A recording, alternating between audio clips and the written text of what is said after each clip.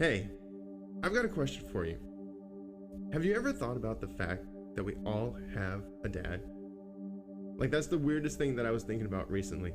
We each have a biological father. And some of them are great. And some not so much. But no matter who our dad is here on earth, we have the guarantee of a father who is greater than any dad will ever know. Because the truth is that God is our Heavenly Father. He is the greatest dad that we will ever know. And we call him Father because he made us. He created us. He knows more about us than even we know about us. And that's a lot. Because he sees us as unique and special. And we know this because he knows every hair on our heads and the grains of sand on the beaches. He knows every star in the sky because he placed them there, and he hasn't forgotten about them. And neither will we ever be forgotten. And you could be saying, that's great, but he sure forgot about me. Where was he when I needed him?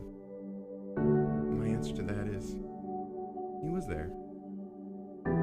It may not have been in the way that you wanted it to be, but he was there right when you needed him. And he provided exactly what you needed to get through it. And I gotta believe that you're only here today because he was there. He hasn't forgotten about you. He loves you. He gave each of us a life and a purpose. And he wants to shape us and he wants to mold us because when we are in his hands, he can remove our imperfections. He sees us as valuable. He loves us. He never leaves us alone, and we can't get away from him because wherever we go, he will always be there. Whether it's mountaintops or depths of the oceans, he's going to be there. He doesn't want us to be alone. He wants us to belong to him, and we're not possessions he's trying to acquire. He wants us in his family, and that's only possible because of Jesus, who allows us to become sons and daughters. There's compassion in him for those who feel lost, because thanks to him, the lost get found.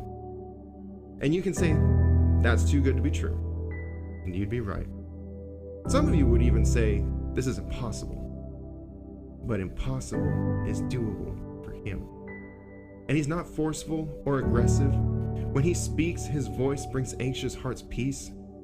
He comforts. He protects. He's gentle and kind. And his presence is overwhelming and calm all at the same time. I don't know how that works, but when it comes to God, it does. There is no one like him, never has and never will.